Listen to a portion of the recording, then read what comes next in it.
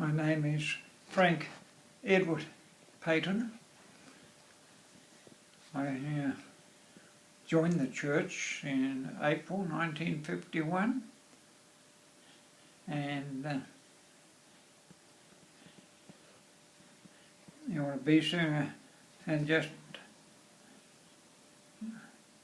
come around looking for tradesmen to help build this Coastal Place Chapel in Auckland. And so I had just completed my time and I was qualified as a joiner and cabinet maker. And yes, I agreed to do that. I had to give a fortnight's notice by law from my firm in Timutu, and that started me off on,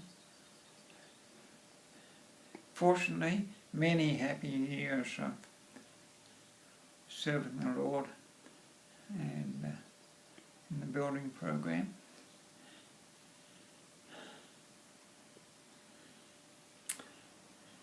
It was interesting.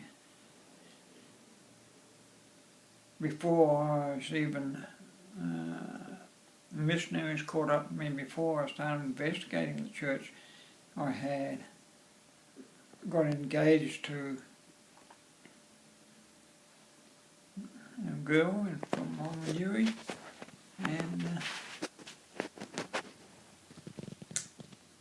and so I was engaged to her when I joined the church. I was still engaged to her when I started on the building program, and Lord Bessinger knew that. And so when my woodwork was finished in this Coastal Place Chapel, and I was not a finisher. I did not polish or bar or stain or that on the work. And so when my work was done on the wood and it was just the varnishing and painting, etc. to be done, the old Bessinger told me then in January 53,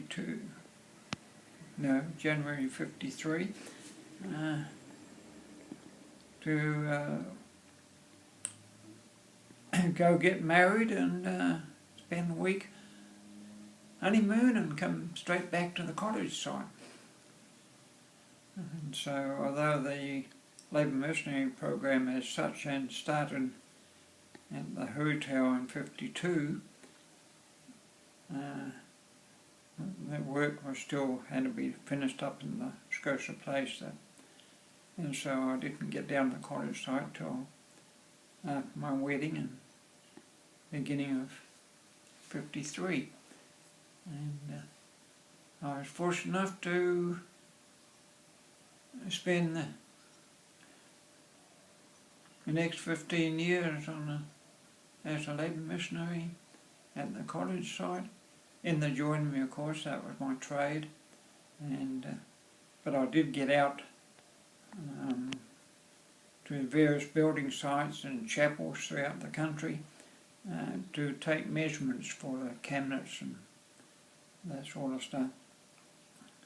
And then when the building program as such was wound up and they decided to turn the joinery over to the church cottage as a maintenance building, I was left to clean up the joinery and get it all tidied up and set up and machinery in good order to turn over to the college. The construction office and the personnel all left, and they were all gone. So I never ever got an official release from my Labour mission, and that's Brother Sperry, who was the principal at the college at that time. He came down on the Friday, the day the building was supposed to be turned over to the college, and came in and saw me and my first thought when he walked in was that he was down there to inspect it, but no, he comes and asks me would I like to stay on and work on maintenance at the college. So I readily agreed to that. To me it was an opportunity to continue working for the Lord, and so that when it happened, I became part of the college maintenance staff, working in the same building, doing much the same type of work and getting paid for it. And very soon after that, Brother Les Rose came and asked me would I drive the college bus, and so I did that too as well. And I suppose I spent almost as much time on the bus as I did in the joinery, but over the years from there till I retired in the end of 1988. But that is certainly from the time I joined the church and till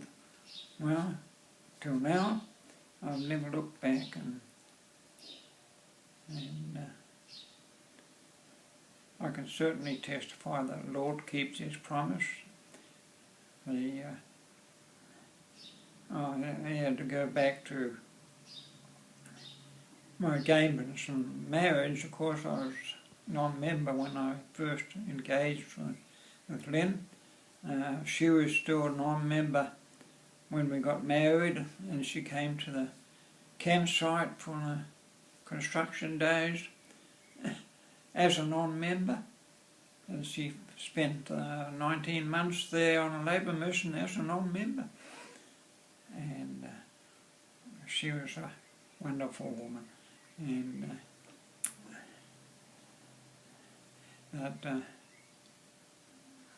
throughout our days from after that, we never ever went without anything we needed. We were blessed throughout our lives.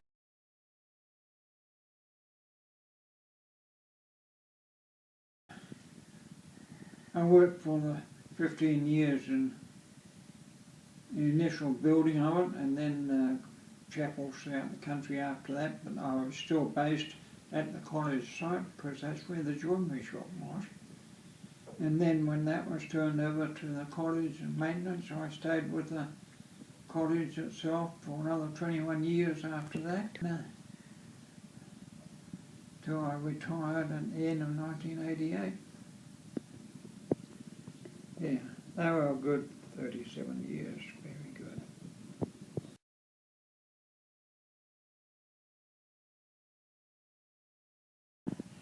I'd like to leave a message for my posterity. Basically, it would be my hope and wish that they will take a hold of the Lord's hand and stay with Him. And yeah, unfortunately,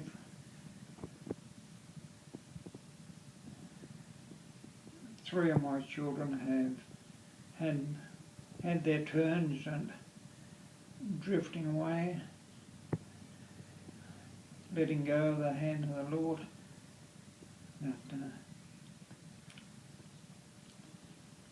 fortunately, two of them really rallied back, and Wendy, of course, there's a handicapped daughter I have. She's never forgotten the Lord.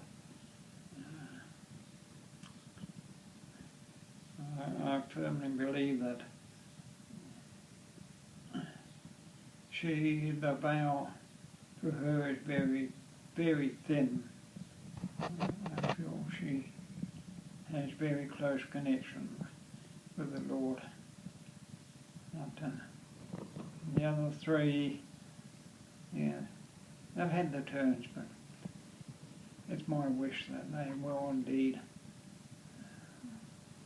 hold to the